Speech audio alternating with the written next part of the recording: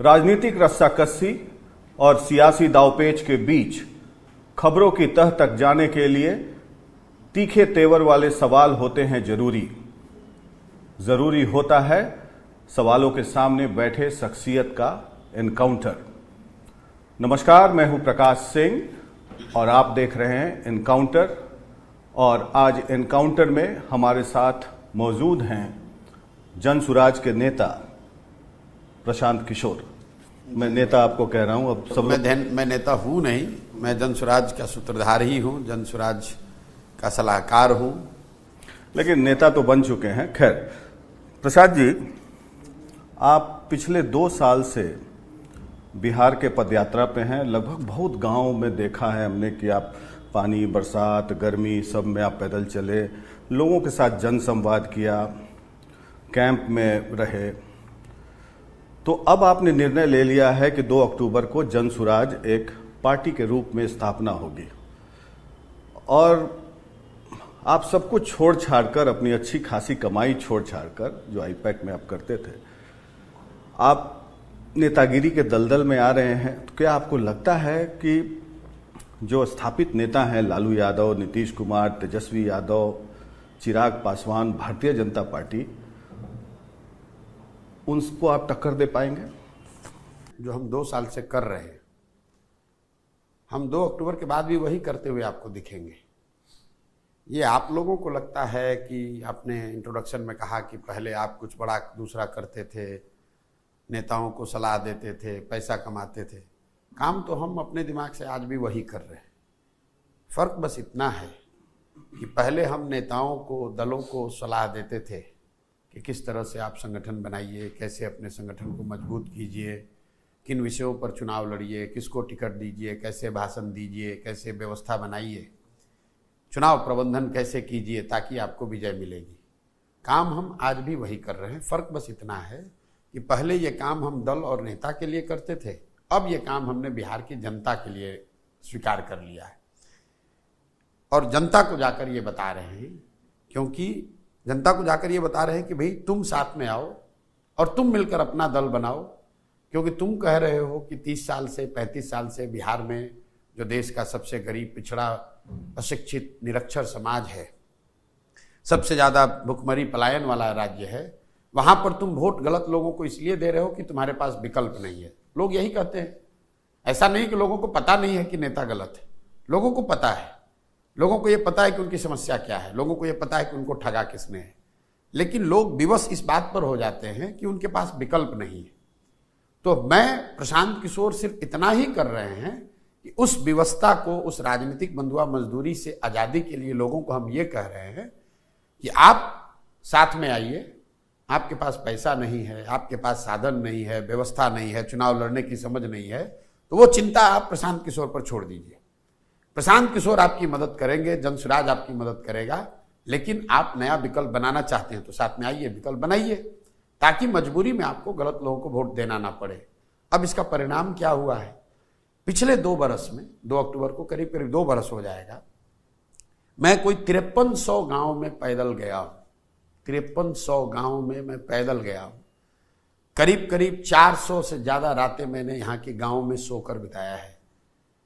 और आज 1 करोड़ लोग, इसको ध्यान रखिए, 1 करोड़ लोग इस बात पर सहमत हैं, साथ में जनसुराज की बैनर के तहत जुड़े हैं, जो कि कह रहे हैं कि नहीं भैया आप ठीक रास्ता दिखा रहे हैं, अब हम लोग मिलकर दल बनाएंगे। तो 2 तारीख को दल प्रशांत किशोर नहीं बना रहे हैं, 2 तारीख को दल वो बिहार के 1 करोड़ लोग बना रहे हैं, जो 30 वर्ष की अपनी राजनीतिक बंधुआ मजदूरी को खत्म करना चाहते हैं, जो लालू के डर से भाजपा और भाजपा के डर से लालू को वोट देना बंद करना चाहते हैं।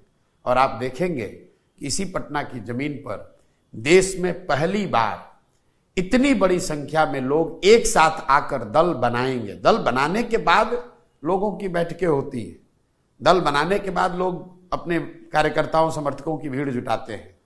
पहली बार दल बनाने के लिए इतनी बड़ी संख्या में लोग आएंगे और आप उसका नजारा 2 अक्टूबर को देखेंगे। कहने का मतलब कि नीतीश कुमार ने भी ठगा है बिहार को। नीतीश कुमार ने एक नहीं ठगा है, सबने ठगा है। पिछले 40, 50, 60 वर्षों में देखिए, बिहार जो है वो 1950 के दशक में 1965 तक अगर आप बिहार के विकास के आंकड़ों को ध्यान से देखेंगे तो आपको पता चलेगा कि 1965 तक बिहार देश का बीमारू राज्य नहीं था। बिहार देश के 10 सबसे बेहतर राज्यों में था। उस समय जो देश की आर्थिक सामाजिक हालात थे उसमें बिहार की स्थिति भी खराब थी, लेकिन देश के दूसरे राज्यों के मुकाबले हम लोग पीछे नहीं थे। 65 के बाद से जो गिरावट शुरू हुई है वो रुकने का नाम नहीं ले रही है। उसमें एक थोड़ा सा छोटा सा पॉज 2005 से 2010 के कालखंड में दिखा जब नीतीश कुमार एनडीए की सरकार बनी, लेकिन वो क्षणिक था। फिर पुनः वही स्थिति हो गई। कई लोगों को लगता है कि बिहार गरीब बदहाल इसलिए है कि लालू जी ने इसको बर्बाद कर दिया। मैं आपको आंकड़ों से बता रहा हूं, 1990 में लालू जी जब मुख्यमंत्री बने, 1990 में ही देश का सबसे गरीब और पिछड़ा राज्य बिहार था। 15 साल लालू जी का राज चला, जिसको लोग जंगल राज बताते हैं, तो वो पिछड़ापन और बढ़ा। 2005 में जब नीतीश कुमार मुख्यमंत्री बने तो देश का सबसे गरीब, पिछड़ा, निरक्षर, भुखमरी, पलायन वाला राज्य बिहार था। और आज करीब करीब 19 वर्षों के नीतीश बाबू के शासन के बाद देश का सबसे गरीब, पिछड़ा राज्य बिहार ही है। हम लोग एक पायदान भी ऊपर नहीं बढ़े। तो लेकिन तो कहीं ना कहीं जेडीयू वाले कहीं ना एक मिनट कहीं ना कहीं ये आपको हमको मानना होगा कि जिस रास्ते पर बिहार का समाज, यहाँ की राजनीति, यहाँ के नेता चले हैं, उससे आप बिहार की स्थिति में आमूल चूल परिवर्तन की परिकल्पना नहीं कर सकते। ये बात प्रशांत किशोर नहीं कर रहे हैं, ये 30-40 वर्षों के आंकड़े बता रहे हैं, अनुभव बता रहा है। और हम लोग को इतनी ह्यूमिलिटी हम लोगों में जरूर होनी चाहिए कि भाई अगर गलत रास्ते पर चल रहे हैं तो रुकें, एक बार उसका आकलन करें और ये समझें कि आखिर दूसरे राज्यों में भी तो भ्रष्टाचार है, दूसरे राज्यों में भी तो ये इसी देश का संविधान है। ऐसा तो नहीं है कि दूसरे राज्यों से गरीबी, भ्रष्टाचार खत्म हो गया है, लेकिन जितनी बदहाली बिहार में है इतनी बदहाली तो देश के किसी हिस्से में नहीं है। तो कहीं ना कहीं ये सोच बिहार के जनमानस में आनी चाहिए और उस सोच के आधार पर इससे निकलने का प्रयास होना चाहिए, और उसी प्रयास के दिशा में जन सुराज एक ईमानदार कोशिश है।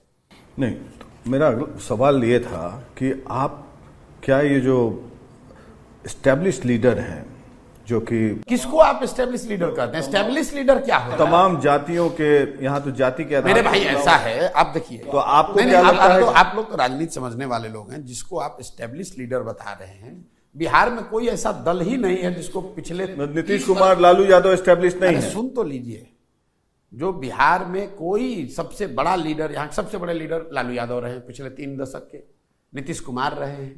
भाजपा का तो किसी नेता का नाम भी आपने नहीं बताया, आपने भाजपा को दल बताया, उनका तो कोई नेता भी नहीं बचा है बिहार के परिदृश्य में। लालू जी, नीतीश जी को भी अपने स्तर पर बिहार में 25% वोट भी पिछले 25-30 वर्षों में नहीं पड़ा है। मतलब 1/4 भी बिहार ने उनको वोट नहीं दिया है। लालू जी अपने दम पर बिहार 1995 में जीते थे, उसके बाद वो नहीं जीते। नीतीश कुमार आज 30 वर्ष से यहां राजनीति कर रहे हैं, 19 साल से यहां मुख्यमंत्री हैं। आज तक नीतीश कुमार 150 सीट से ज्यादा, 140 सीट से ज्यादा चुनाव नहीं लड़ पाए। भाजपा इतना बड़ा दल है, उसको पिछले विधानसभा चुनाव में 19.6% वोट आया था। और आप कह रहे हैं कि एस्टेब्लिश्ड लोग हैं। बिहार की जो राजनीति है वो बिल्कुल फ्रेगमेंटेड है, इतने टुकड़ों में बट गया है, इतने टुकड़ों में समाज को लोगों ने बांट दिया है। कहने का मतलब कि नीतीश कुमार अब खत्म हो चुके हैं? नीतीश कुमार खत्म हो चुके हैं ये तो नहीं कहूंगा, लेकिन नीतीश कुमार अपने राजनीति के अंतिम दौर में है। नेता के तौर पर, प्रशासक के तौर पर अब उनकी छवि एक, अब ये सांझ की बेला है, ये उगता हुआ सूरज नहीं है। जो जदयू का भारी समर्थक है, नीतीश कुमार का चाहने वाला है, वो भी आपको बताएगा कि ये नीतीश कुमार के राजनीति का अंतिम दौर चल रहा है। नीतीश कुमार की अपनी ताकत क्या थी? नीतीश कुमार के दल की ताकत कभी नहीं रही है, तो सब लोग मानते हैं, नीतीश कुमार खुद मानते हैं। कितना सीट देंगे अगले विधानसभा? मैं उस पर आ रहा हूं। जदयू की संगठनात्मक ताकत कभी बिहार में नहीं रही है। जदयू को कोई एक जाति विशेष का बहुत बड़ा वोट बैंक नहीं रहा है। जदयू की सबसे बड़ी पूंजी रही है नीतीश कुमार और उनके द्वारा जो चलाए जाने वाला प्रशासन है, उसकी जो छवि थी। जब वही पूंजी चली गई तो जदयू के पास बचा क्या? आपने कहा नीतीश कुमार को कितना सीट आएगा, हम कई बार कह चुके हैं, लोकसभा चुनाव से पहले भी मैंने कहा, जब वो महागठबंधन में लालू जी के साथ थे, कि अगर लालू जी के साथ नीतीश कुमार चुनाव लड़ेंगे तो उनको 5 सीट नहीं आएगा। लेकिन नीतीश कुमार तो मजबूत होगा। कौन कह रहा है मजबूत? 12 सीट आया मतलब अगर आपको 12 सीट जीतने को आपको मजबूती दिख रही है, मतलब आप अरे आप पहले सुन तो, अरे 5 सीट आएगा। अपने हिसाब से तथ्य को तोड़ रहे हैं। हमने कहा और अभी भी रिपीट किए हैं कि अगर महागठबंधन में चुनाव, जब ये आपने इंटरव्यू किया था तब नीतीश कुमार महागठबंधन बर्गिनिया में किया। सुनिए, उस समय नीतीश कुमार महागठबंधन में थे। मैंने कहा था कि महागठबंधन में चुनाव लड़ेंगे, उनको 5 सीट नहीं मिलेगा। अगर आप 12 सीट को उनका बहुत बड़ा रिवाइवल मानते हैं तो भी आप देख लीजिए, नीतीश कुमार के आज 12 एमपी हैं, 42 विधायक हैं, और इसको अगर आप बहुत राजनीतिक बड़ा फोर्स मानते हैं, जो परिस्थितियां बनी परिस्थिति जो बिहार में कोई परिस्थिति नहीं है जदयू से ज्यादा कमजोर। अब तीनों दलों में, आरजेडी, जदयू और भाजपा में सबसे कमजोर दल जदयू है।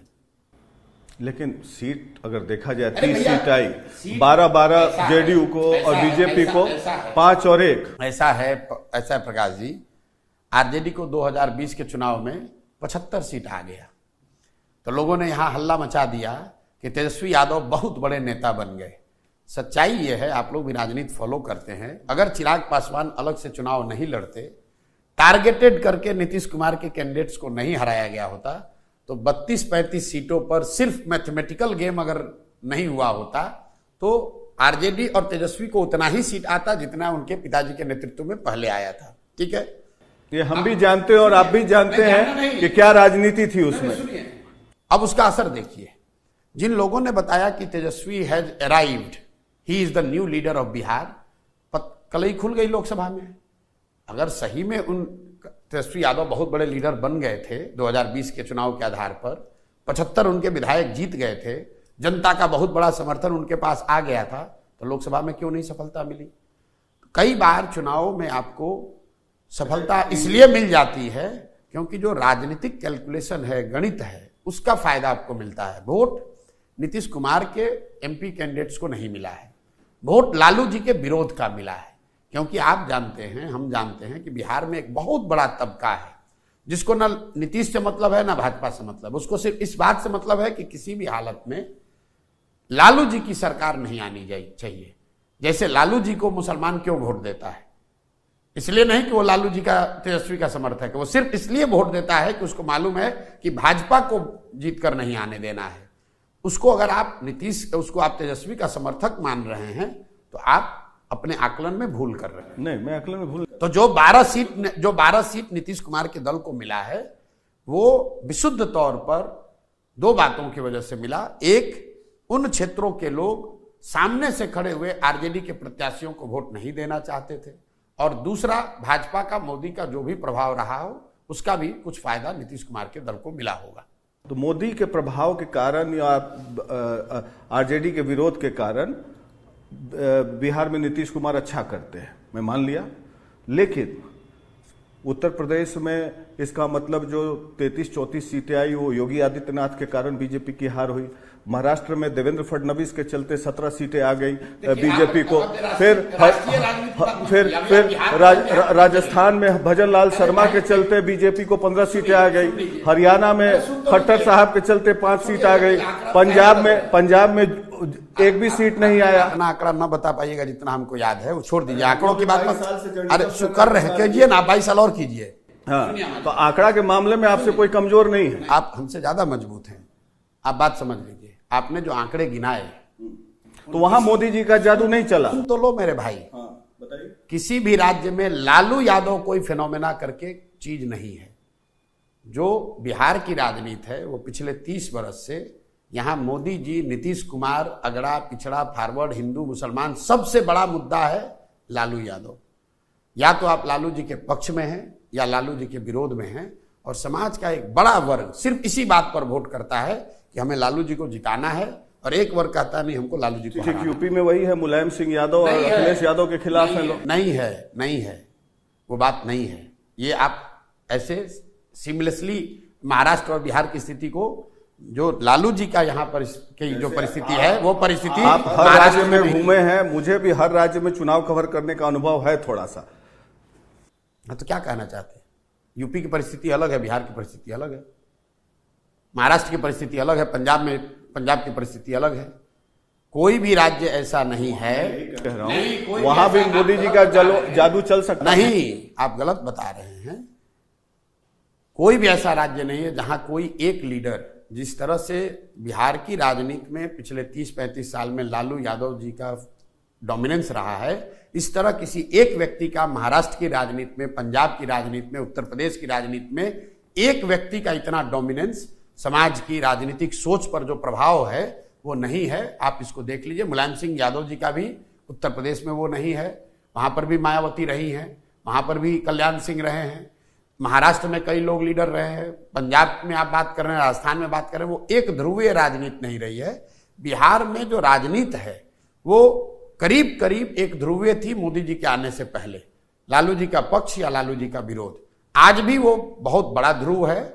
इसके साथ साथ मोदी जी के समर्थन की भी बात थोड़ी बहुत हुई है। आप स्वयं कह रहे हैं कि भाजपा का कोई लीडर का आप नाम भी नहीं बता सकते हैं, तो जो भाजपा यहाँ नहीं है, हाँ, जो भाजपा को वोट आया 20%, 25%, वो भाजपा की विचारधारा का, हिंदू मुसलमान का और मोदी जी के तीनों का सम्मिलित योगदान है उसमें। लेकिन नेट अगर लालू जी न रहें तो बहुत सारे सीटों पर इन बातों, नीतीश जी को जिस तरह की सफलता मिलती रही है पिछले 15-20 वर्षों में, वो सफलता शायद उनको न मिले। सेम बात लालू जी पर भी लागू होती है।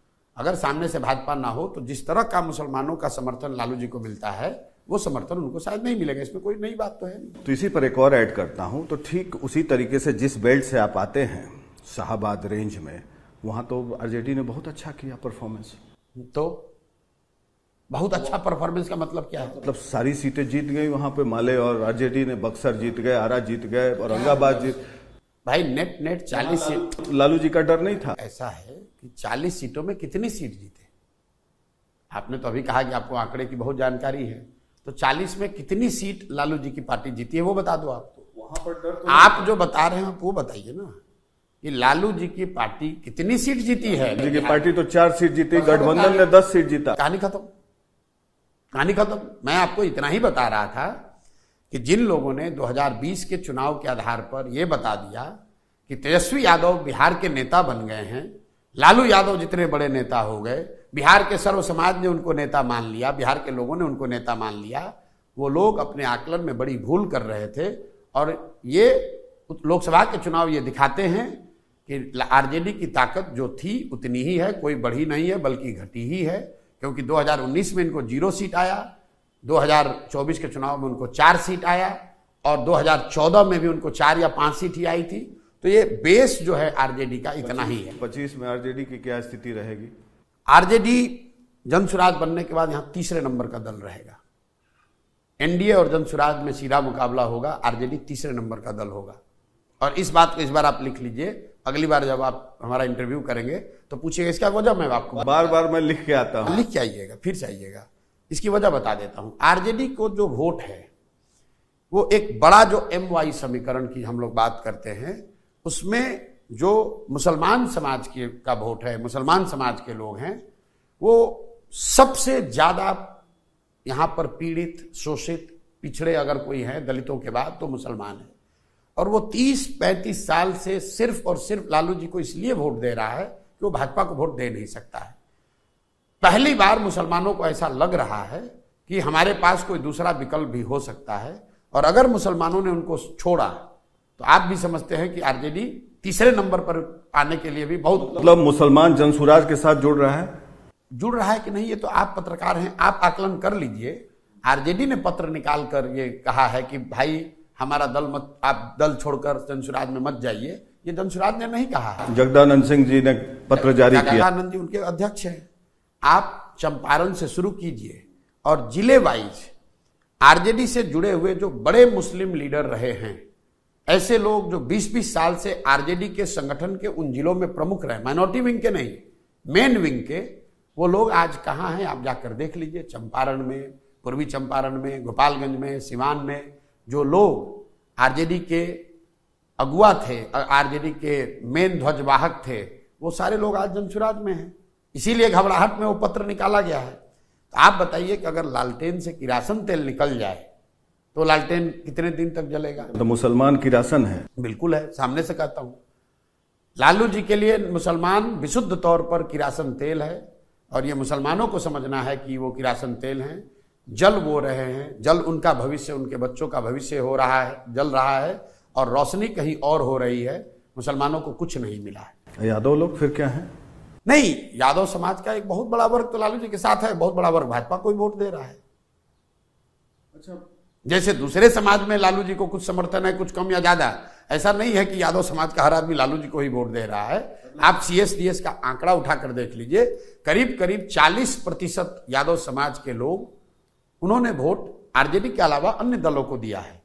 खैर, CSDS का आंकड़ा किसने किया मैं नहीं जानता, हम लोग भी घूमते रहते हैं। दूसरी बात कि आप लोकसभा चुनाव के पहले प्रशांत जी बीच में आपने एक बयान दिया कि बीजेपी को अकेले 300 प्लस सीट आती दिख रही हैं।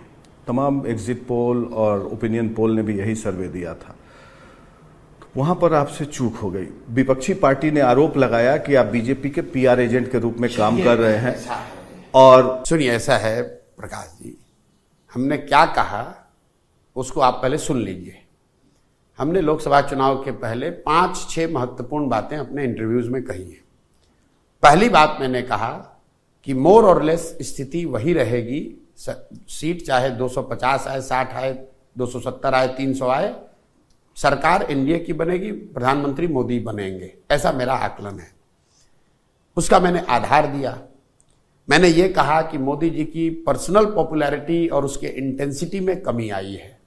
मैंने ये भी कहा कि मोदी जी चाहे जितने सीट लेकर प्रधानमंत्री बने, तीसरे टर्म में मोदी दूसरे टर्म के मुकाबले कमजोर प्रधानमंत्री साबित होंगे। मैंने ये भी कहा कि मोदी जी जब अगली बार सरकार लेकर आएंगे तो उनकी संख्या चाहे जो भी हो, समाज में जो बेरोजगारी है, युवाओं की समस्या है, किसानों की समस्या है, रूरल डिस्ट्रेस है, उसकी वजह से उनको बड़ी चुनौती का सामना करना पड़ेगा। मैंने ये भी कहा कि सरकार में भले मोदी जी आ जाएं, उत्तर प्रदेश की जो राजनीतिक हालात बनेंगे वो लीडरशिप के लिए बड़ी चुनौती बनेगी। लेकिन आपने ठीक कहा, मैंने ये भी कहा था कि मेरी समझ से भाजपा को 300 के आसपास सीट आएगी। वोट उनको उतना ही आया जितना पिछली बार 0.7% का फर्क हुआ, वोट उतना ही आया है। सीटों के आकलन में जरूर मैंने जो कहा उससे उनको 50 सीट कम आया है, और वो बड़ा अंतर है। मैं उससे ये नहीं कह रहा हूं कि मैंने सही कहा, लेकिन मैंने जो 6 बातें कही उसमें 5 बात सही है, वोट शेयर भी सही है, सीट उनको 50 कम आया, वो मेरी गलती है। लेकिन जो भी इस तरह का अनुमान लगाते हैं, ये साइंस है, इन्फॉर्म्ड गेस है, साइंस है। और साइंस में भी जब आप स्टैटिस्टिक्स को देखेंगे उसमें लोग बताते हैं 3% प्लस माइनस ऊपर नीचे हो सकता है, लेकिन ये 10% की गलती है, तो कुछ गलती है हमारे साइड से। लेकिन आपने बंगाल चुनाव कवर किया है। बंगाल चुनाव में हमने कहा कि भाजपा को 100 से कम सीट आएगी, पहले ही बोल दिए थे। फिर भी मैंने ये नहीं कहा, संभव था कि भाजपा को 97 भी आ जाए, संभव है कि भाजपा को 17 भी आ जाए, आया उनको 77। ये नंबर एकदम पिन पॉइंट कर पाना कभी कभी मुश्किल हो सकता है। मैंने आंध्र प्रदेश में कहा सबसे पहले कि जगन मोहन रेड्डी हार नहीं रहे, बहुत बड़ी हार हो रही है। पिछले बार लोगों ने इस बार कहा, तो लोगों ने कहा जगन मोहन रेड्डी की बड़ी हार कैसे हो रही है। जगन मोहन रेड्डी को 11 सीट आया है 175 में। तो आप ये जो अनुमान लगाते हैं, इसके पीछे साइंस है, जो हम लोग की समझ है। लेकिन भगवान कोई नहीं है, हम लोग भगवान नहीं है, और ये दावा नहीं कर सकते हैं कि जो कह रहे हैं वैसा ही होगा। लेकिन जो देख रहे हैं, जो समझ रहे हैं, उसके आधार पर बात कही। उसके पीछे मोटिव कुछ नहीं। आप मोटिव लगाना चाहते हैं, लगा दीजिए। नहीं, उस समय लगा कि बीजेपी के PR एजेंट के रूप में आप काम कर रहे हैं। भाई, बीजेपी को सबसे बड़ी हार बिहार में हराया हमने, बीजेपी को हमने हराने में कंधा लगाया बंगाल में, और हम बीजेपी के एजेंट हो गए। और जो नीतीश कुमार बीजेपी के साथ सरकार में बैठा हुआ है, वो आदमी हमको कह रहा है कि हम बीजेपी की टीम है। ये कहने का कोई मतलब नहीं है, और समाज इस बात को समझता है। बड़ी बात यह है कि बिहार में मैं सिर्फ सर्वे के आधार पर बात नहीं बोल रहा हूं, ये फर्क समझिए। बंगाल में जो मैंने कहा वो सिर्फ सर्वे नहीं था, बंगाल में मेरे 2 साल का वहां प्रयास भी था, मैं 2 साल वहां बैठा हुआ था। तो जो मैं बिहार में कह रहा हूं ये सर्वे भी है, और मेरे 2-3 साल का गांव-गांव में किया गया अपना प्रयास भी है। दोनों को मिला देने के बाद से जो मैं कह रहा हूं या जो समझ पा रहा हूं, उसके गलत होने की संभावना कम है। 100% तो कोई नहीं कह सकता है, लेकिन यह संभावना कम है कि बिहार के प्रति जो आकलन मेरा है वो गलत हो जाए। लाइटर वेट में ये इन दोनों बातों के लिए एक मोदी जी के 300 सीट आने के लिए, भारतीय जनता पार्टी को 300 सीट आने के लिए, और नीतीश कुमार के बारे में जो आपने कहा, नीतीश कुमार के बारे में जो कहा है 100% वही हुआ। 5 सीट नहीं आएगा। आप बोले कि जनता के सामने माफी, फिर आप बात ही नहीं समझते हो यार। आप गलत मत कोट कीजिए। जो मैं गलत बोलता हूं, मैं उन व्यक्तियों में से नहीं हूं जो गलत है तय करता हूं। 300 सीट का अगर गलत है, हम सामने से कह रहे हैं क्या गलत है क्या सही है। नीतीश कुमार को, आप मेरा बयान, आप दर्शकों को मैं कहूंगा आप चलवाइए, उस इंटरव्यू है मेरे पास, चलाइएगा, प्लीज चलाइए, उसको 2 विंडो में करेंगे, बिल्कुल चलाइएगा। मैंने कहा कि अगर, क्योंकि मैं नीतीश का स्वभाव जानता हूं कि कब वो महागठबंधन ने ये भी बोला था कि रोशनदान खोल के रखे हुए, उस समय ये भी बोला था, तो ठीक है। तो आपको मैंने उस समय ये ध्यान रखा था कहते हुए कि आदमी लोकसभा से पहले भाग भी सकता है, इसलिए मैंने कहा था कि महागठबंधन में अगर लड़ेंगे तो 5 सीट आएगा, और अगर वो बयान में 1 पैसा भी इसके ऊपर नीचे होगा तो कल आप फिर आ जाइएगा। मैं आप हमको अभी चला के दिखा दीजिए, कल दिखा दीजिएगा, हम फिर से आप कह रहे हैं माफी मांगे, बिल्कुल मांग लेंगे अगर हमने ये कहा होगा तो। कि आज नहीं, आज माफी नहीं मांगिएगा, सवाल ही नहीं, हम गलत किए नहीं, गलत बोले ही नहीं तो क्यों, हम तो जो कहे वही हुआ।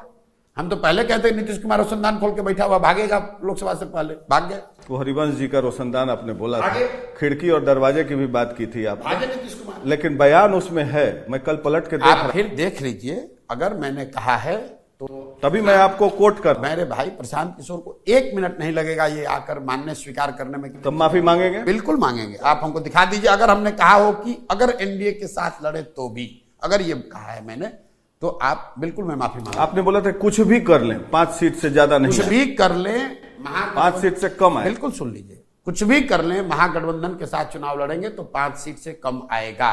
इससे अगर कुछ अलग कहा है तो मैं कल माफी मांग लूंगा। अब आज सामने लाइएगा, आज सामने माफी, कोई बात नहीं, बात खत्म हुई। नहीं खत्म नहीं हुई, इसको मैं रखूंगा, हम लोग आपकी बातचीत होते रहती है, लेकिन इंटरव्यू को आगे बढ़ाते हैं। उस समय प्रशांत जी, एक उस इंटरव्यू में आपने यह भी कहा था, हमने पूछा था कि राहुल गांधी कैसे नेता हैं, और आपने कहा था कि राहुल गांधी में ही पोटेंशियल है, नीतीश कुमार कन्वीनर नहीं बन सकते हैं। और इस बार देखा गया कि विपक्ष ने अच्छा प्रदर्शन किया, करीब 60 सीटों का अंतर है दोनों के बीच में, बीजेपी और इंडिया फॉर्मेशन में। राहुल गांधी ने प्रदर्शन अच्छा किया, लेकिन उस समय आपने एक बात कही थी कि इस बार अगर राहुल गांधी चुनाव हार जाते हैं तो बार बार पीएम के कैंडिडेट वो न बने, किसी दूसरे को मौका। आपने हाथ जोड़कर कहा था कि मैं हाथ जोड़कर राहुल गांधी से विनम्र प्रार्थना करता हूं कि उस दूसरे को मौका दे दे। तो आपको क्या लगता है कि 29 में किसी दूसरे को विपक्ष का नेता बनना चाहिए राहुल गांधी के बजाय? 29 में क्या होगा, तो आज अभी चुनाव हुआ, 29 का बात कौन करेगा। 2 बातें मैंने उस समय जो कहा था कि अगर राहुल गांधी को इस बार भी सफलता नहीं मिलती है तो इसमें कोई हर्ज नहीं है कि वो बैकसीट ले और किसी दूसरे को मौका दे। लेकिन जहां तक 2024 का चुनाव का सवाल है, मैंने उस समय भी कहा था कि भाई आप माने ना माने राहुल गांधी इसके अगुआ है, तो जो भी थोड़ा बहुत अच्छा प्रदर्शन विपक्ष का हुआ है उसका श्रेय और क्रेडिट राहुल गांधी को मिला ही है। नीतीश कुमार को तो और लालू यादव को और ममता बनर्जी को तो मिला नहीं, वो श्रेय राहुल गांधी को मिला, वही एलओपी बने हैं। लेकिन वही बात फिर दोहराऊंगा कि जो लोग ऐसा बता रहे हैं कि राहुल गांधी हैज अराइव्ड, तो उनको एक आंकड़ा खाली आपको दे रहा हूं, ध्यान रखिए। इंदिरा जी की जीवन में जब सबसे बड़ी हार हुई 1977 में, तो इंदिरा जी को कांग्रेस को 154 सीट आया था, 154। राहुल गांधी की जिंदगी की ये सबसे बड़ी जीत है, तो इनको सीट आया है 99। ये फर्क है इंदिरा जी में और राहुल गांधी में, ये फर्क को समझिए। तो एकदम से ये कह देना कि ये आदमी है, yes he has definitely done better, और अगर उनकी पार्टी ने, उन्होंने अच्छा किया है तो उसका श्रेय भी उनको मिल रहा है। लेकिन ये बता देना कि पूरे देश में कोई राहुल गांधी की लहर चल रही है, वो भी बात सही नहीं। राहुल गांधी भविष्य में पीएम के उम्मीदवार। अब भाई मुझे ऐसा है प्रकाश जी कि मैंने अपने आप को बिहार तक सीमित रखा है, और मैं चाहता हूं कि बिहार में ही सीमित रहूं। बिहार का चुनाव 25 में हो जाए, उसके बाद देश, दुनिया, अमेरिका, यूरोप सब पर चर्चा करेंगे। अभी तो आप मुझे बिहार का जो चुनाव है 25 में, उस पर जो सवाल है वो आप कर लीजिए। नहीं कुछ क्योंकि आप राष्ट्रीय स्तर के व्यक्ति, राष्ट्रीय स्तर के कोई व्यक्ति नहीं है, हम राष्ट्रीय स्तर के व्यक्ति अगर थे भी तो अब हम गांव के स्तर के व्यक्ति बन के ही रहना चाहते हैं। आप ट्रैवल कर रहे हैं बहुत दूर दराज इलाके में, दलितों को देखा गया कि बड़ी संख्या में बीजेपी से दूर गई इस बार, बड़ी संख्या में।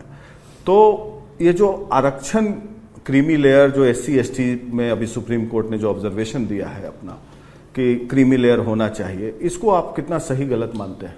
दो विषय है, उसको मिक्स कर रहे हैं आप लोग। एक है वर्गों के विद इन सब क्लासिफिकेशन और एक है जो आरक्षण मिल रहा है उसमें क्रीमी लेयर हो या ना हो, दोनों अलग अलग विषय है। जहां तक सब क्लासिफिकेशन की बात है तो मैंने अपने पहले भी वक्तव्यों में कहा है, जनसुराज, प्रशांत किशोर, हम लोग के साथी, हम लोग का विचारधारा जो है, हम लोग सब क्लासिफिकेशन के पक्ष में हैं। जो सुप्रीम कोर्ट ने बोला है, कोर्ट ने क्या बोला उससे हमको मतलब नहीं है, सब क्लासिफिकेशन के हम लोग पक्ष में हैं। और ये कोई पहली बार पहले दिन की घटना नहीं है। आज UPA 2 की जब सरकार थी तब रोहिणी आयोग बनाया गया था, तब OBC के सब क्लासिफिकेशन, OBC रिजर्वेशन के सब क्लासिफिकेशन के लिए कमेटी मनमोहन सिंह जी ने बनाई थी। उसके बाद 2018-19 में भाजपा ने उसको कॉन्स्टिट्यूशनल राइट भी दिया। वो चर्चा देश में चल रही है, देश के कई हिस्सों में, दलित समाज में, OBC समाज में इस तरह के आंदोलन चल रहे हैं। जैसे अगर आप आंध्रा चलेंगे तो वहाँ पर माला और मडिगा जो दोनों ही अनुसूचित जाति समाज के वर्ग हैं, उनमें ये बहुत लंबे समय से संघर्ष चल रहा है कि सब क्लासिफिकेशन माला और मडिगा के बीच में होना चाहिए। तो ये विचार के तौर पर मैं उसके पक्ष में हूँ। क्रीमी लेयर अलग मुद्दा है। क्रीमी लेयर होना चाहिए, नहीं होना चाहिए, उसका क्राइटेरिया क्या होना चाहिए, ये हम लोग को आज की जो राजनीतिक परिस्थिति जो चलाने वाले लोग हैं, जो कोर्ट है, उनको बैठ के तय करना चाहिए कि इसका मापदंड क्या होना चाहिए कि नहीं होना चाहिए। लेकिन सब क्लासिफिकेशन के मैं पक्ष। क्रीमी लेयर होना चाहिए या नहीं होना चाहिए? नहीं, वो निर्णय उनको करना है, क्योंकि जो विषमता की जो बात है वो उस समाज के लोगों को आप कॉन्फिडेंस में लिए बगैर क्रीमी लेयर लागू नहीं कर सकते। मान लीजिए कि आप और हम एक ही समाज के हैं, आप ऊपर हो गए, जो सो कॉल्ड क्रीमी लेयर के हिस्सा हो गए, और मैं पीछे छूट गया, तो ये तो मुझे ही तो कहना पड़ेगा कि भाई इनको हटाइए और हमको दीजिए। तो मुझे लग रहा है कि उन समाज के लोगों को कॉन्फिडेंस में लिए बगैर इस पर एक तरफा निर्णय नहीं होना चाहिए, लेकिन सब क्लासिफिकेशन होना चाहिए, मैं इसके पक्ष में हूं। नीतीश जी ने प्रोहिबिशन लागू किया, तो आपको क्या लगता है कि प्रोहिबिशन क्या अच्छी चीज है, खराब चीज है, और आपकी सरकार आएगी तो क्या निर्णय लीजिएगा आप? मतलब 2 साल से हर इंटरव्यू में मैंने कहा है कि मैं शराबबंदी के विरोध में हूं, और अगर जनसुराज की व्यवस्था बनती है तो सबसे पहला निर्णय 1 घंटे के अंदर 15 मिनट में शराबबंदी को हटा लिया जाएगा। उसकी वजह भी मैंने गिनाई। पूरे दुनिया में शराबबंदी के जरिए किसी समाज, राज्य या देश का भला हुआ हो, आर्थिक फायदा हुआ हो, इसका कोई प्रमाण नहीं है। और ऐसा नहीं है कि बिहार और बिहार के नेताओं, नीतीश कुमार ने कोई नई डिस्कवरी की है। इस तरह के प्रयास देश के अन्य राज्यों में हुए हैं, दुनिया के अन्य देशों में, अमेरिका इंक्लूडेड, ऐसे प्रयास हुए हैं। और मेक्सिको बॉर्डर से पुलिस करता था, US हर जगह लोगों का अनुभव ये रहा कि इसको लागू करना करीब करीब असंभव है, और इसको लागू करने के नुकसान ज्यादा हैं, फायदे कम हैं। दूसरा, एक इसका मोरल आधार है। जो लोग शराबबंदी के पक्ष की बात करते हैं वो इसके मोरल आधार की बात करते हैं, और वो गांधी जी का रेफरेंस देते हैं, नीतीश कुमार कम से कम। तो मैं रोज ये कह रहा हूं, आपके कैमरे पर भी दोहरा देता हूं, कि गांधी जी ने आज तक कहीं ये कहा नहीं, कहीं ये लिखा नहीं कि सरकार को, फिर से ध्यान से सुन लीजिए, गांधी जी ने ये नहीं कहा कि सरकार को कानून बनाकर शराबबंदी लागू करना चाहिए। गांधी जी ने ये कहा कि शराबबंदी को करने के लिए, शराब के यूज को रोकने के लिए सामाजिक प्रयास होना चाहिए। ये तो ऐसे हुआ कि गांधी जी ने यह भी कहा कि समाज में लोगों को शाकाहारी होना चाहिए। इसका मतलब ये नहीं है कि आप कानून बना दीजिएगा कि जो भी नॉन वेजिटेरियन है, मांसाहारी व्यक्ति है, उसको जेल में डाल दिया जाएगा। तीसरी बात, एक बार को अगर आप मान भी ले कि इसका कुछ फायदा है, तो फायदा तो तब होगा जब इसको लागू आप कीजिएगा। दवा का फायदा तब तो होगा, दवा खाइएगा। तो जो बिहार में शराबबंदी लागू है, ये तो सिर्फ इसमें शराब के दुकान बंद कर दिए गए और होम डिलीवरी चालू हो गया। तो मान लीजिए कि आज अमेजोन है, फ्लिपकार्ट है, दुकानें बंद हैं, फिर भी आप अमेजोन और फ्लिपकार्ट से तो सामान खरीद ही पा रहे हैं। तो बिहार में भी शराबबंदी का हालत वही है कि दुकानें बंद हो गई और होम डिलीवरी हो रहा है। चौथी बात, बिहार जैसे गरीब राज्य में हर साल शराबबंदी के नाम पर 20,000 करोड़ रुपया के रेवेन्यू का लॉस हो रहा है, राजस्व का नुकसान हो रहा है। और ये पैसा जा कहाँ रहा है? ये पैसा जा रहा है शराब माफिया के पास, भ्रष्ट अधिकारियों के पास। पांचवी बात, शराबबंदी लागू होने के बाद 2016 के बाद से बिहार में कानून व्यवस्था की स्थिति दिनों दिन बिगड़ी है। क्यों बिगड़ी है? उसकी एक वजह यह है कि प्रशासन का एक बड़ा तंत्र, पुलिस प्रशासन का एक बड़ा तंत्र सिर्फ और सिर्फ शराबबंदी को लागू करने, उसको छिपाने, उसको बढ़ाने या घटाने में लगा हुआ है, उससे कमाने में लगा हुआ है। सुप्रीम कोर्ट के चीफ जस्टिस ने कहा कि इस तरह के निर्णयों से पूरी न्यायिक व्यवस्था का सिस्टम चरमरा गया है। बिहार में कोई 8.5 लाख केस अभी तक हुए हैं शराबबंदी में, 6,36,000 से ज्यादा केस कोर्ट में लंबित हैं, 1,23,000 से ज्यादा लोग आज भी अंडर ट्रायल जेल में हैं। और ये लोग कौन हैं? ये ज्यादातर लोग उन समाज के हैं जिनका प्रतिनिधित्व करने का ये लोग दावा करते हैं। और एक अंतिम बात, ये सब कुछ आपने किया किस नाम पर? महिला सशक्तिकरण के नाम पर। और इसका सबसे बड़ा नुकसान किसको है? महिलाओं को है। एक बार जब गरीब आदमी शराब कंज्यूम करते हुए, बेचते हुए या उससे जुड़े हुए कारोबार से पकड़ लिया गया, उस घर की महिलाओं की हालत यह है, जो गांव में हम लोग जाकर देख रहे हैं, कि वो अपना घर का बर्तन बासन बेचकर भी उसको कोर्ट और थाने में जाकर हाजिरी देनी पड़ रही है।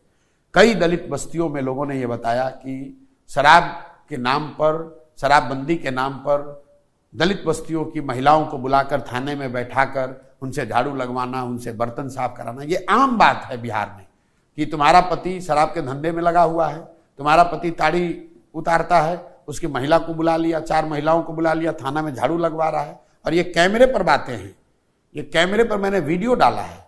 तो आप ना इसका कोई दुनिया में कोई प्रमाण है कि इसका फायदा है, ना इसका कोई मौलिक आधार है, ना कोई आप इसको लागू कर पा रहे हैं। 20,000 करोड़ का नुकसान अलग हो रहा है, महिलाओं को कोई फायदा हुआ नहीं, और युवा जो है वो शराबबंदी में लगा हुआ है, कोई स्मैक पी रहा है, कोई गलत व्यसन कर रहा है, कोई गलत काम कर रहा है।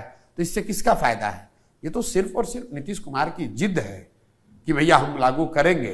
पूरा बिहार जान रहा है कि शराब बिक रहा है, उनके इर्द गिर्द बैठे हुए लोग इसी शराब के धंधे में लगे हुए हैं, शराब पी रहे हैं, और नीतीश कुमार कह रहे हैं कि शराबबंदी लागू है। मतलब जनसुराज अगर सरकार बनाती है तो इसको मिनटों में खत्म। जैसे तेजस्वी ने कहा था पहली कैबिनेट में। चलिए, तेजस्वी के कहने का तो कोई मतलब नहीं है। 1 लाख के 10 लाख नौकरी, वो तेजस्वी के कहने और जनसुराज के कहने में फर्क है। मैंने आपको बताया कि क्यों हटाएंगे।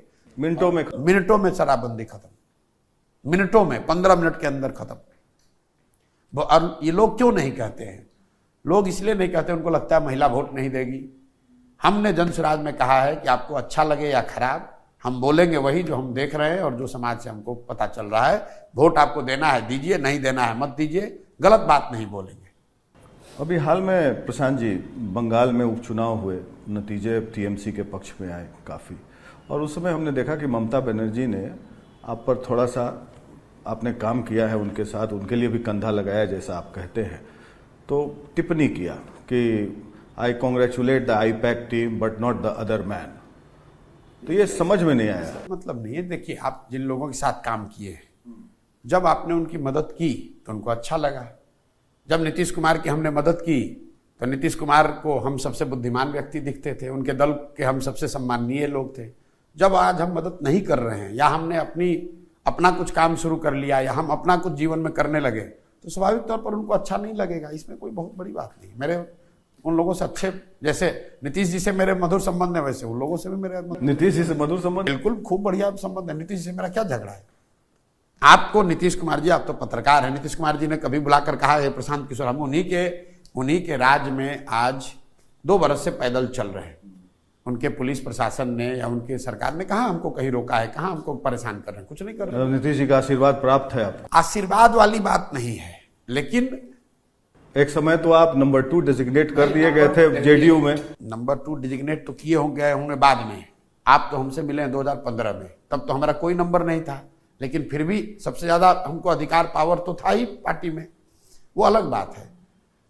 मेरा नीतीश कुमार से व्यक्तिगत कोई झगड़ा नहीं है। मेरा बस बिहार की जो आज स्थिति है उसको लेकर मुझे लगता है कि जिस तरह के प्रयास नीतीश जी कर सकते थे वो नहीं किया उन्होंने, और उसको लेकर मेरा उनसे मतभेद है, और उस पर कोई कॉम्प्रोमाइज नहीं हो सकता। व्यक्तिगत नहीं, लेकिन आप जिस तरह का भाषा का इस्तेमाल करते हैं, मैंने सुना है, मैं सही या गलत हो सकता हूं, बोला कि नीतीश कुमार से बड़ा राजनीतिक धूर्त कोई नहीं। बिल्कुल एकदम सही कह रहे हैं। व्यक्तिगत उनके चरित्र पर टिप्पणी खाली नहीं है, जो इस तरह की राजनीति वो करते हैं उसको आप क्या कहेंगे? वो तो राजनीतिक धूर्तता ही है। आज आपके साथ रहे, आपको अच्छा बता दिया, तेजस्वी को बता दिया कि यही बिहार का भविष्य है, अब तो मेरे जीवन में क्या बचा, अब इसी को आगे बढ़ाना है। अगले दिन भाजपा में चले गए तो अब कह रहे कि अरे तो सब बहुत खाली सब बेटा बेटी को बढ़ाने वाला है, सब तो बिल्कुल फ्रॉड है। इसको आप क्या कहेंगे? आप बता दीजिए डिक्शनरी के भाषा में। इसको राजनीतिक धूर्त न कहा जाए तो क्या कहा जाए? हमने आज तक नीतीश कुमार जी के व्यक्तिगत आचार विचार व्यवहार पर कोई टीका टिप्पणी नहीं की है। वो कहाँ सोते हैं, क्या बैठते हैं, कितना काम करते हैं, इन बातों पर मैं टिप्पणी नहीं करता हूँ। हाँ, लेकिन मैं उन बातों पर टिप्पणी ना करता हूँ, ना करूंगा। लेकिन जो उनका विचार, जो उनका व्यवहार रहा है, जो उनका पब्लिक डोमेन में जो उन्होंने किया है, उसको आप क्या कहेंगे?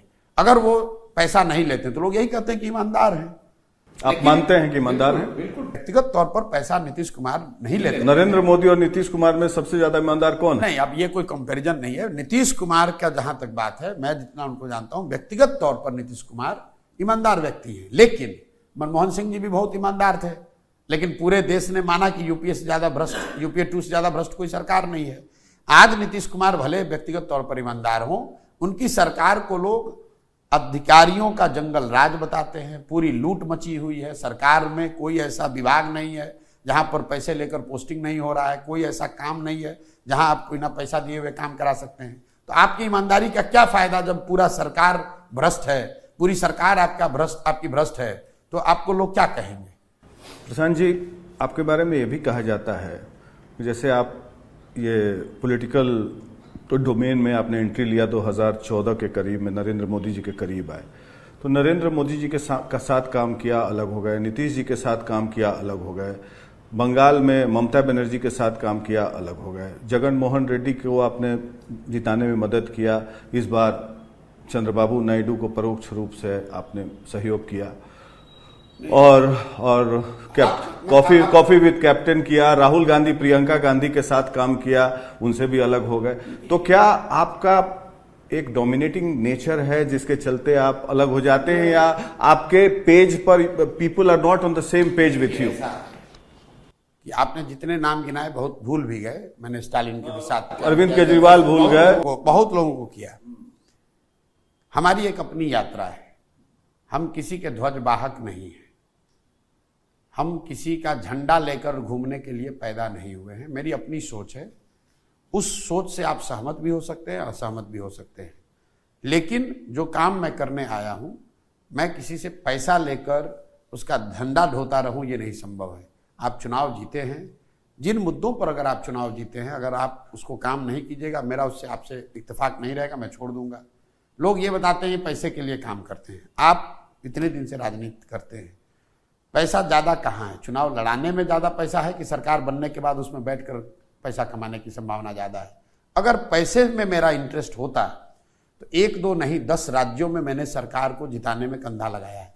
किसी भी राज्य में बैठकर करोड़ों रुपए कमा सकते थे, लेकिन मैं तो उसके उलट, जैसे ही सरकार बनती है फिर मैं उस राज्य को ही छोड़ देता हूँ, मैं दूसरे जगह जाता हूँ। मेरी अपनी एक यात्रा। क्यों डिफरेंसेस क्यों होता है? कोई डिफरेंस ही नहीं है, मैंने खुद से छोड़ दिया। मैं जगन मोहन रेड्डी जीत गए आंध्रा में, तो मैं आंध्रा में रह के क्या करूंगा? वहां राजनीतिक दलाल बन जाऊंगा या सुपर चीफ मिनिस्टर बन जाऊंगा, मंत्रियों के, नेताओं के, ब्यूरोक्रेट के, ठेकेदारों की बात करूंगा। तो वहां रहने से अच्छा है कि मैं जो काम कर रहा हूं, मैं बंगाल चला गया।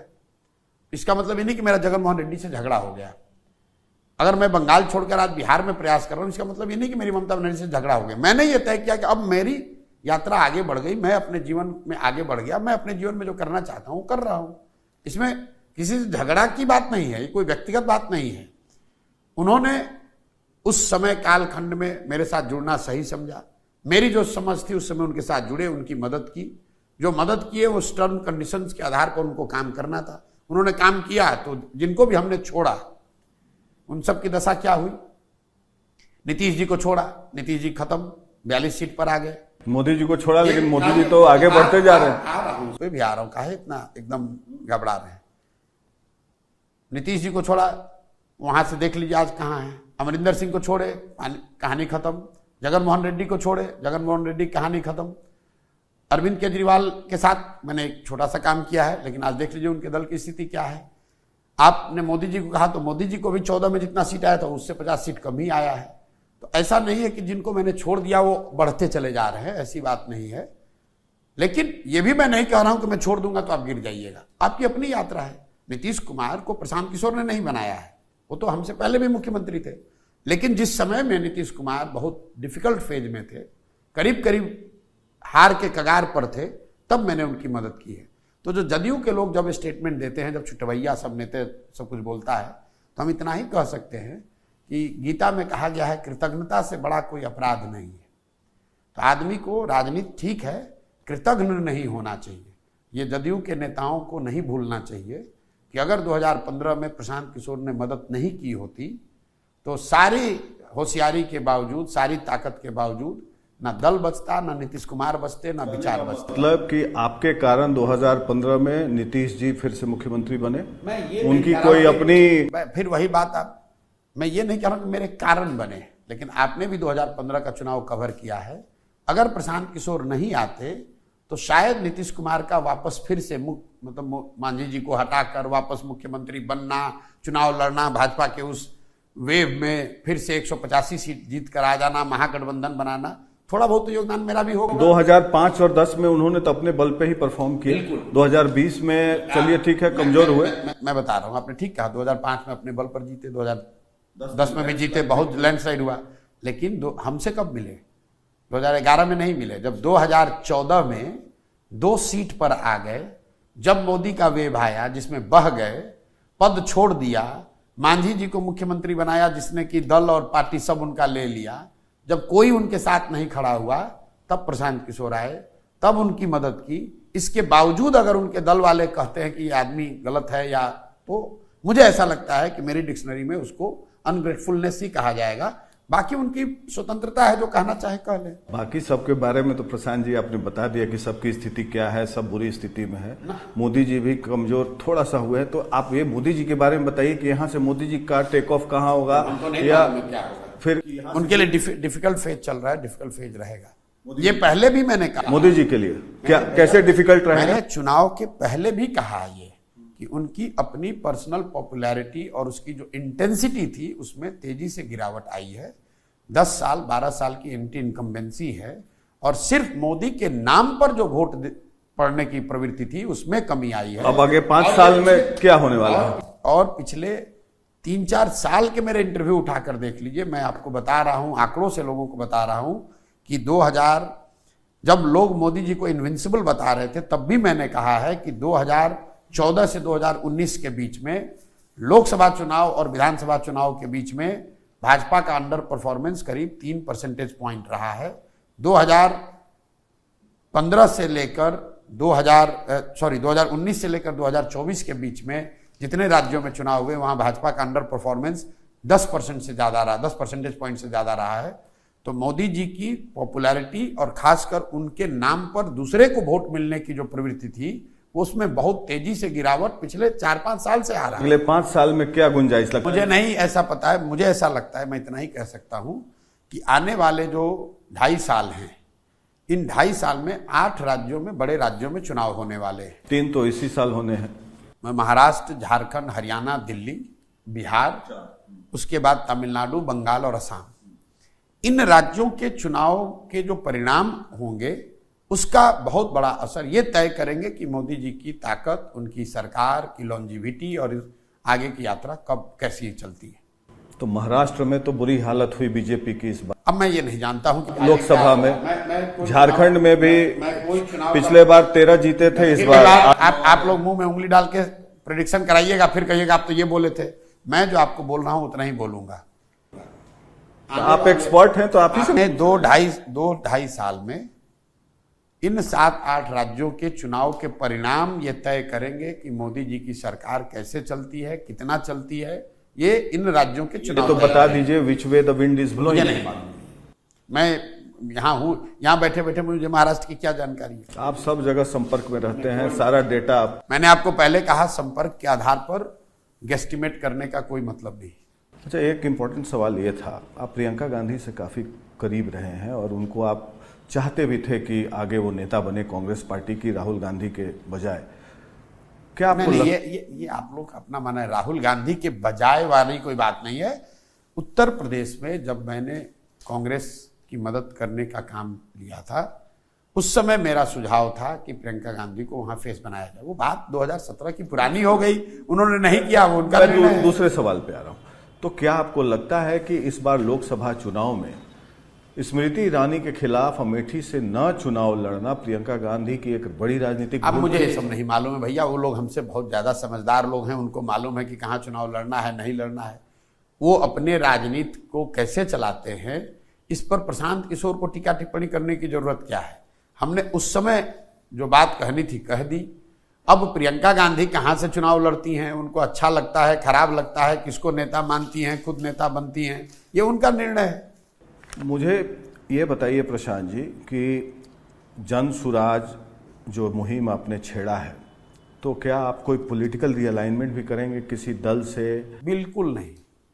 जन सुराज 243 मतलब 243 सीट पर चुनाव लड़ेगा और इसके 2/3 लोग जो चुनाव लड़ेंगे वो लोग होंगे जो जीवन में पहले कभी चुनाव नहीं लड़े। इतना मैं आपको बता सकता हूं। बाकी दल में और जो विस्तृत में इसकी जो चर्चा है, 2 तारीख को जब दल बनेगी, इसका जो नेतृत्व चुनकर आएगा वो लोग आपको बताएंगे कि आगे क्या किया जाएगा। लेकिन जो मेरी अपनी समझ है, जो बात मैंने गांव-गांव जाकर बताया है, जिन लोगों को साथ में जोड़कर, आप कहेंगे भाई आप नेता नहीं तो आप ये कैसे कह रहे हैं, ऐसा इसलिए कह रहे हैं कि जिन लोगों को साथ में लाकर ये दल बना रहे हैं उनका ये मत है कि प्रशांत जी हम लोग को बिल्कुल 243 सीट लड़ना चाहिए, कोई गठबंधन रिलायनमेंट की बात नहीं करनी चाहिए और ज़्यादातर ऐसे लोगों को चुनाव लड़ाना चाहिए जो नए चेहरे हैं, जो समाज से ढूंढकर नए लोग निकाले जा रहे हैं, उनको चुनाव लड़ने का अवसर दिया जाना चाहिए। आप तो नए लोगों को चुनाव लड़ने के लिए अवसर देना चाह रहे हैं, लेकिन आजकल का जो राजनीति है हम देख रहे हैं कि पैसे के बिना राजनीति अब नहीं की जा सकती। आप खुद ही पदयात्रा कर रहे हैं इतने दिनों से, 2 साल से, काफ़ी आपका मेहनत से अर्जित किया हुआ संसाधन, धन सब उसमें लग रहा है, काफ़ी पैसा लग रहा है उसमें। तो आपको क्या लगता है कि कोई मामूली आदमी राजनीति कर सकता है? बिल्कुल कर सकता है भाई। मैं हमेशा कहता हूँ, ये आप लोगों को ऐसा लगता है कि पैसे के बल पर ही राजनीति होती है। अगर आप ध्यान से देखिएगा तो आप जिसको भी नेता मानते हैं, बिहार में या बिहार के बाहर, आप ध्यान से देखिए तो आपको पता चलेगा कि जिस दिन समाज ने उस व्यक्ति को नेता बनाया, उस दिन वो आदमी बड़ा व्यक्ति नहीं था, पैसे वाला व्यक्ति नहीं था। जिस दिन बिहार की जनता ने लालू जी को राजा बनाया, उस दिन लालू जी कोई टाटा बिरला के लड़के नहीं थे। एक मिनट सुन लीजिए। जिस दिन बिहार की जनता ने नीतीश कुमार को चुना, नेता बनाया, तब नीतीश कुमार के पास सैकड़ों करोड़ रुपया उनके दल के पास नहीं था। जिस दिन बंगाल की जनता ने ममता बनर्जी को चुना, ममता बनर्जी कोई बहुत बड़े धन्ना सेठ की लड़की नहीं है, हम लोग कोई बहुत बड़े बाप के लड़के नहीं हैं। पैसा जो है वो पेट्रोल के जैसा है। गाड़ी अगर आपके पास है तो पेट्रोल की जरूरत पड़ेगी, लेकिन अगर गाड़ी ना हो तो कितना भी तेल आपके पास हो, उसको उस तेल के कनस्तर पर बैठ के तो आप कहीं जाइएगा नहीं। अगर आप कोई सही प्रयास कर रहे हैं, जनता का समर्थन आपके पास है, तो समाज से आपको पैसे का जुगाड़ कम या ज्यादा हो जाता है। आपने बताया कि 2 साल से आप चल रहे हैं, कहां से इतना पैसा खर्च कर रहे हैं? बिल्कुल दे रहे हैं भाई। कौन दे रहा है? इतने लोगों की हमने मदद की है पिछले 10 बरस में। आप लोग, आपको ना लगता है भाई, तो आपका अपना आकलन है, अपने से आप जो कह दीजिए भाई 10 बरस में प्रशांत किशोर ने जो कुछ भी काम किया है, इतने लोगों को बनाया है। ये आप अपना पैसा लगा रहे हैं या लोग मदद कर रहे हैं? लोग मदद कर रहे हैं। लोग मदद, अपना क्या होता है? हमारा अपना कोई पैसे नहीं है, हम तो साधारण डॉक्टर के लड़के, हमारे पास पैसा, हम कोई टाटा बिरला है, लेकिन हमारे पास भगवान का दिया हुआ बुद्धि है और हमने लोगों की मदद की है, 10 साल मदद की है। अब उनके सामने हाथ फैला रहे हैं, उनसे मांग रहे हैं कि किसके सामने हाथ फैलाए ना भाई। आप बड़ा यही आप इनकाउंटर के नाम पर उन सारे लोगों के सामने हाथ फैला रहे हैं जिन्होंने मेरा काम देखा है, जिनकी हमने मदद की है, और उनको ये कह रहे हैं कि बिहार में गरीब से गरीब लड़का भी चुनाव लड़ पाए, अगर उसमें योग्यता है तो वो चुनाव लड़ पाए, पैसे के अभाव में वो पीछे ना छूट पाए, इसलिए छूट जाए, इसलिए पैसा दो। और लोग पैसा दे रहे हैं। मैं आपको एक उदाहरण दे रहा हूं जो अभी देखिएगा जन स्वराज में मैं करूंगा। मैं यहां व्यवस्था बना रहा हूं कि बिहार के 2 करोड़ लोग अपने मोबाइल के जरिए जन स्वराज को 100 रुपया देंगे। आप बताइए 13 करोड़ की बिहार की आबादी में 2 करोड़ लोग 100 रुपया दे सकता है कि नहीं? नहीं देगा। आपको लगता है नहीं देगा? आपके सामने लेकर दिखाएंगे। और अगर 2 करोड़ आदमी मॉडल फिर कोई और होगा। अब सुनिए ना, पहले 2 करोड़। मैं भी गांव से वाकिफ रखता हूं। अरे भैया, आप गांव के लोगों को मैं भी जानता हूं आप कितनी दिक्कत है गांव के लोगों पहले को। सुन लीजिए। 2012-13 में आपको कहे होते कि फेसबुक से भी चुनाव के परिणाम पर असर डाला जा सकता है, सोशल मीडिया से, तो आप जैसे पत्रकार यही कहते कि हम लोग भी पत्रकारिता करते हैं, इसका कोई असर नहीं होगा। आज आपको लग रहा है, आप देखिएगा 2 तारीख को दल बनेगा और इसी बिहार में 2 करोड़ बिहार के लोगों से 100 रुपया कम से कम लूंगा और 200 करोड़ रुपया यहां पर जमा करके आपको बैंकों के जरिए, कैश का पैसा नहीं, बैंकों के जरिए जन स्वराज के अकाउंट में 200 करोड़ रुपया बिहार के लोग डोनेट करेंगे। और आप देखिएगा, चुनाव के पहले ही देख लीजिएगा कि पैसा जमा हुआ कि नहीं, और जब जमा हो जाए तब पूछिएगा कि ये कैसे हुआ। हम लोग इस स्टोरी को ट्रैक करेंगे। बिल्कुल कीजिए, बहुत मैं चाहता हूं कि आप ट्रैक कीजिए ताकि ये भी एक केस स्टडी बने। I want to be proved wrong. बिल्कुल बिल्कुल, मेरे साथ कम से कम 20 एक्स्ट्रा ऑर्डिनरी जीनियस लड़के इस पर काम कर रहे हैं और हम लोग रात दिन लगे हुए हैं ये व्यवस्था बनाने में कि कैसे, अगर आप इंदिरा आवास में 20,000 रुपया नहीं देना चाहते हैं, अगर आप दाखिल खारिज में 10,000 रुपया घूस नहीं देना चाहते हैं, तो all you have to do सब, और सिर्फ आपको इतना करना है कि आप 500 रुपया दीजिए, 1,000 रुपया दीजिए, 100 रुपया दीजिए। एक ऐसी व्यवस्था बनाइए जिसमें भ्रष्ट राजनीतिक लोग चुनकर न आए, ताकि आपको कल करप्शन का सामना न करना पड़े। अगर आप भ्रष्टाचार से मुक्ति पाना चाहते हैं, आप 100 रुपया दे दीजिए, कुछ नहीं दीजिए, 100 रुपया दीजिए, आपको भ्रष्टाचार मुक्त राजनीतिक व्यवस्था बना कर देंगे। स्टेट फंडिंग ऑफ इलेक्शंस बिल्कुल उसके विरोध में है। क्यों? क्योंकि स्टेट फंडिंग से क्या, जिसको सैलरी मिलती है वो घूस नहीं लेता है। तो स्टेट फंडिंग अगर होगा तो पार्टी वाला स्टेट से पैसा भी ले लेगा और उसके बाद भी करप्शन करेगा। करप्शन जो है, भ्रष्टाचार जो है, ये जरूरत का पैमाना नहीं है। आप इसलिए नहीं भ्रष्ट है कि आपको पैसे की जरूरत है, ये बीमारी है। जिसको लग गई उसको बिना पैसे का चैन नहीं है, चाहे उसके पास जितना पैसा आ जाए वो रुकेगा नहीं। तो ये जो लोग बताते हैं कि स्टेट फंडिंग हो जाएगा तो उससे क्लीन हो जाएगा, ऐसा कहीं दुनिया में प्रमाण नहीं है। जहां पर भी राजनीतिक व्यवस्था में शुचिता आई है वहां पर पीपल्स पार्टिसिपेशन से शुचिता आई है।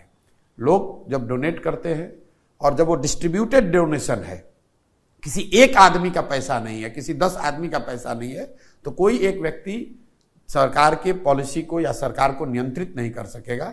इसीलिए डिस्ट्रीब्यूटेड डोनर्स की बात कर रहे हैं हम लोग। और दुनिया के कई देशों में, अमेरिका में बर्नी सैंडर्स ने इसको करके दिखाया। उन्होंने कैप कर दिया था कि $10 से ज्यादा आप नहीं डोनेट कर सकते हैं। और बर्नी सैंडर्स, आपके दर्शकों को बता दें, बर्नी सैंडर्स जो कि कैपिटलिस्ट के खिलाफ अमेरिका में डेमोक्रेटिक पार्टी के प्रेसिडेंशियल नॉमिनी होना चाहते थे, और उस समय के बड़े बड़े जो कैपिटलिस्ट हैं वो सब उनके खिलाफ थे, उसके बावजूद सबसे ज्यादा पैसा इकट्ठा हुआ बर्नी सैंडर्स के प्रोग्राम में। तो डिस्ट्रीब्यूटेड डोनर्स का जो कॉन्सेप्ट है उसको लागू किया जा सकता है। हम लोग ट्राई करके यहाँ देखेंगे। पर तेजस्वी यादव आप पर कई बार आरोप लगाते हैं कि प्रशांत जी तो महंगे टेंटेड सिटी में रहते हैं, पैसा बहुत है, हम लोग तो साधारण आदमी। ऐसा है कि तेजस्वी यादव पहले तय कर ले कि वो अपने बारे में क्या कहना चाहते हैं। कभी तो खड़ा होकर कहता है ये आदमी कि हमारे तो माँ और बाप दोनों ही मुख्यमंत्री थे, तो फिर आप साधारण कैसे हो गए। ये आदमी प्राइवेट प्लेन में अपना बर्थडे मनाते हैं, केक काटते हैं और बताते हैं कि हमारे पास पैसा नहीं है। अंबानी के शादी में अटेंड करने जाएंगे चार्टर्ड प्लेन से और कह रहे हैं कि हमारे पास पैसा नहीं है। मेरे भाई, आपके पास जो पैसा है उससे आप जमीन खरीदना चाहते हो, मॉल बनाना चाहते हो, प्राइवेट संपत्ति खड़ा करना चाहते हो, हेलीकॉप्टर पर चलना चाहते हो। प्रशांत किशोर जो पैसा ला रहे हैं उससे यहाँ के गरीब से गरीब बच्चे को लड़ाना चाहते हैं। हम हेलीकॉप्टर पर नहीं चलते हैं। आप हमारा घर गांव में जाकर देख लीजिए कि किस दशा में है। हम अपना घर नहीं बना रहे हैं, हम यहाँ पर जमीन नहीं खरीद रहे हैं, मॉल नहीं बनवा रहे हैं, हम लूट कर पैसा घर नहीं ला रहे हैं। हम लोगों से पैसा मांग रहे हैं कि गरीब से गरीब आदमी को भी लड़ाया जाए, इसलिए हमारे पास पैसा है। और पैसा अपने हुनर, अपने बुद्धि से ला रहे हैं। ठेका और शराब और बालू माफिया से पैसा, कमीशन काटकर पैसा हम नहीं लाते। तो तेजस्वी यादव क्या कहेंगे? चुनाव जब आप लड़ाइएगा युवाओं को और युवतियों को भी, तो उसका एज ग्रुप क्या रहेगा? एज ग्रुप कोई हमारा क्राइटेरिया नहीं। हम इन चीज़ों में नहीं पढ़ना चाहते हैं कि युवा लड़ेगा कि बुजुर्ग लड़ेगा। मैं इतना कह सकता हूं कि जो लड़ेगा वो समाज का सही व्यक्ति होगा। कुछ गलती इधर उधर हो जाए, मैं उसका दावा नहीं कर सकता हूं 100% शुद्धता का, लेकिन जहां तक प्रयास है, जो लोग खड़े होंगे वो जीते हारे वो अलग की बात है। कोई ये नहीं उंगली उठा पाएगा कि प्रशांत किशोर या जनसुराज ने गलत व्यक्ति को चुनाव में के मैदान में उतारा है। 243 में से कंपोजिशन क्या रहेगा कैंडिडेट्स का? सामाजिक नहीं, वो तो पहले से कहा हुआ है, पहले से ये बात कही हुई है। वो जनसुराज के दल के संविधान में लिखा जा रहा है कि जिस जाति की जिस 5 जो वर्ग हैं, सामान्य वर्ग, ओबीसी, ईबीसी, दलित और मुसलमान, इन वर्गों की जनसंख्या के हिसाब से इनको भागीदारी मिलेगी। लेकिन इसके जो लोग दूसरे लोग जो नारा लगाते हैं कि जिसकी जितनी हिस्सेदारी उतनी भागीदारी, उसमें और जनसुराज में क्या फर्क है? फर्क यह है कि जनसुराज का यह मानना है कि हर समाज में काबिल लोग हैं और हर काबिल आदमी किसी न किसी जाति या समाज का है। तो अगर बांटने वाले या बनाने वाले की नियत में खोट न हो तो बिल्कुल ये संभव है कि हर जाति के काबिल लोगों को लाकर ये समायोजन किया जा सकता है। आप इसको ध्यान से समझिए। मान लीजिए कि बिहार में दलित समाज के 100 काबिल लोग हैं, तो कितने लोगों को यहाँ पर दल को चलाने के लिए अगर 20 लोगों की कमेटी बन रही है तो उसमें कितने 100 जो काबिल दलित आए उसमें से कितने लोगों को शामिल किया जाएगा? उसके लिए जनसंख्या का आधार बनाया जा रहा है। ऐसा नहीं है कि वो दलित है इसलिए वो वहां पर बन जाए। मुसलमानों को आप कितना टिकट दे रहे हैं? मैंने कहा जिसको जितनी संख्या है, अगर मुसलमानों की संख्या आबादी 18% है तो 18% टिकट उनको मिलेगा ही मिलेगा। सिर्फ टिकट नहीं मिलेगा, दल का नेतृत्व जब घोषित किया जाएगा 2 तारीख को तो उसमें भी नेतृत्व में उनको उतना ही भागीदारी मिलेगा। जो दल बनाया जा रहा है उसमें भी उसका उतने भागीदारी है। और सबसे बड़ी बात जो मैं बार बार आपको कह रहा हूं, जो मुसलमान, जो अति पिछड़ा, जो अनुसूचित जाति, जो सामान्य वर्ग के लोग दल का नेतृत्व करेंगे वो इसलिए नहीं करेंगे कि उस जाति के हैं, इसलिए करेंगे कि वो बिहार के सबसे काबिल लोगों में होंगे 20 लोग। लेकिन जब 20 काबिल लोगों को इकट्ठा कीजिएगा तो किसी न किसी जाति के भी तो होंगे, उसका भी ध्यान रखा जाएगा कि उन जातियों को जिनकी संख्या जितनी है समाज में, उस समाज के उतने लोगों को मौका मिल जाए। आखिरी 2 सवाल। आईपैक से आपने नाता रिश्ता तोड़ लिया है? 2021 में छोड़ दिया, काम ही छोड़ दिया। तो कौन चलाते हैं उनको? 2 चलाए, 20,000 लड़के हैं, एक सब लड़के चला रहे हैं जहां जिसको मन है, जो अपने अपने, कई लोग आईपैक के नाम से चला रहे हैं, कोई दूसरे नाम से चला रहा है। कोई बोलता है प्रशांत किशोर के साथ काम किए, वो अपना दुकान चला रहा है। जिसको चलाना चलाए, वो इसमें कोई दिक्कत भी नहीं है। 20,000 से ज्यादा बच्चों ने 10 साल 11 साल के मेरे उस यात्रा। आईपैक से आपका कोई लेना देना नहीं है? ये अभी जो चंद्रबाबू नायडू को मदद की है आप? हम कोई मदद ही नहीं, किसी टीम ने किया जिसमें आपने सहयोग दिया? कोई नहीं किया। ये हमारा स्वभाव नहीं है कि हम बात पलट दें कि कल आज चंद्रबाबू नायडू जीत गए तो हम जबरदस्ती उनके जीत का सेहरा अपने सर पे बांध लें। आप नहीं है चंद्रबाबू नायडू? बिल्कुल नहीं भाई, कैमरे पे कहा हुआ। हमने जब वो काम ही छोड़ दिया, लेकिन काम छोड़ दिया इसका मतलब ये थोड़ी कि हम नेताओं से मिलना बंद कर देंगे या पत्रकारों से मेरी मुलाकात नहीं होगी या बुद्धिजीवियों से हम मिलेंगे नहीं। नेता जो जानता है इस क्षेत्र में है वो मिलता है, बात करता है, बात होती रहती है कि कई लोगों से बात होती रहती है। लेकिन जहां तक काम करने का सवाल है तो 2 मई 2021 को जब मैंने काम छोड़ा उसके बाद आज तक मैंने किसी का कॉन्ट्रेक्चुअल, किसी को प्रोफेशनल मदद नहीं की। सलाह के तौर पर आप आइएगा, आप कहिएगा कि प्रकाश जी कहेंगे कि कल बिहार में हमको पार्टी बनाना है तो 1 घंटा बैठ के चर्चा कर लेंगे आपसे कि भैया ऐसे बनाइए वैसे बनाइए, आपको मन हो बात मानिए। तो चंद्रबाबू नायडू पूछे कि स्टालिन पूछे, इसमें और जो हम पहले करते थे उसमें जमीन आसमान का फर्क है। नेट यह है कि 2021 के बाद वो काम को छोड़कर बिहार में लगे हुए और बिहार में ही रहना चाहते हैं। आखिरी सवाल यह है कि आप 2 साल से बिहार में पदयात्रा कर रहे हैं, घूम रहे हैं, काफी सेक्रीफाइसेस है इसमें फैमिली पर बड़ा असर पड़ता होगा। आपके छोटे बच्चे हैं, शायद बोर्डिंग में पढ़ते हैं, और पत्नी भी आपकी असम से है, तो कैसे मैनेज कर रहे हैं? ये व्यक्तिगत सवाल मैं पूछ रहा हूँ। देखिए, बिना परिवार के सहयोग के, बिना पत्नी या घर वालों के सहयोग के तो आप इतना बड़ा प्रयास कर नहीं सकते हैं। मेरा एक बेटा है, वो बोर्डिंग में पढ़ता है, पत्नी डॉक्टर है, वो अपना काम कर रही है, और स्वाभाविक तौर पर उतना एडजस्टमेंट आपको करना पड़ता है कि अगर आप आकर यहाँ समाज में कुछ करना, बड़ा करना चाहते हैं तो आपको जीवन में कुछ सेक्रीफाइस तो करना ही पड़ेगा। तो क्या प्रशांत किशोर को हम लोग देख रहे हैं कि 2025 में बिहार के मुख्यमंत्री के तौर पर स्थापित ना? आप बिल्कुल ये देखिए कि 25 में बिहार में एक नई सरकार, जनसुराज की सरकार बनेगी। मुख्यमंत्री प्रशांत किशोर बने न बने उसका कोई महत्व नहीं है। महत्व यह है कि अगले 10 वर्ष में बिहार की दशा और दिशा बदले, उसके लिए समर्पित हैं। 1 वर्ष लगे, 2 वर्ष लगे, 5 वर्ष लगे, जितनी मेहनत करनी पड़े, इसको किए बगैर मानेंगे नहीं। एकदम कृत संकल्पित हैं, इसको करेंगे ही। और जीवन का आने वाला कई वर्ष इसी काम के लिए मैंने रखा है कि मुझे बिहार को हर हालत में सुधारना है। तो नेता प्रशांत किशोर जो हैं उनके 5 इंपॉर्टेंट प्रोग्राम्स अगर जन स्वराज की सरकार बनती है तो अब ये जन स्वराज का जो विजन डॉक्यूमेंट जारी होगा आप उसको पढ़ लीजिएगा। 5 इंपॉर्टेंट प्रोग्राम्स बता दीजिए। विजन डॉक्यूमेंट तो 2 अक्टूबर को होगा। नहीं 2 अक्टूबर को नहीं होगा, मार्च में होगा।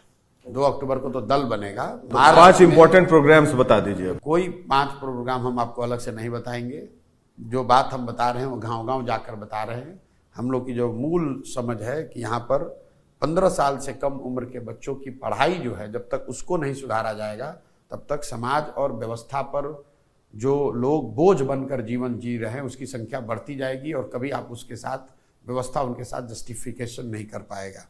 दूसरा, जो लोग 15 साल से ज़्यादा उम्र के हैं, 60 साल से कम उम्र के जो युवा जिसको आप कह सकते हैं, अब अगर यहाँ शिक्षा सुधर भी जाए तो अब वापस जाकर तो पढ़ नहीं सकता है।